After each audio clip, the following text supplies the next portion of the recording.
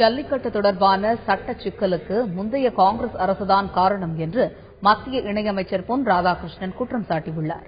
சென்னை சாலிகிராமத்தில் வெள்ளத்தால் பாதிக்கப்பட்ட வணிகர்களின் குறைதீர்ப்பு கூட்டம் நடைபெற்றது. இதில் மத்திய இணையமைச்சர் பொன் ராதாகிருஷ்ணன் கலந்து கொண்டார். அப்போது பேசிய பொன் ராதாகிருஷ்ணன் சென்னை வெள்ளத்தில் பொதுமக்கள் மட்டும் இன்றி வணிகர்களும் பாதிக்கப்பட்டுள்ளதாக தெரிவித்தார். பாதிக்கப்பட்ட வணிகர்களுக்கு உரிய இழப்பீட்டை மத்திய அரசு வழங்கும் என்று அவர் கூறினார். ஜல்லிக்கட்டு தொடர்பாக சட்ட சிக்கலுக்கு மத்தியில் ஆட்சி செய்த முந்தைய காங்கிரஸ் அரசே காரணம் என்று பொன் ராதாகிருஷ்ணன் குற்றம் சாட்டினார். 2008ஆம் ஆண்டிலிருந்து இந்த பிரச்சனை தொடர்ந்து இருந்து கொண்டிருக்கிறது. இது பாரதிய ஜனதா கட்சி துவக்கிய பிரச்சனை அல்ல. தேசிய ஜனநாயக கூட்டணி ஆட்சி ஏற்பட்ட பின்பாக வந்த பிரச்சனை அல்ல.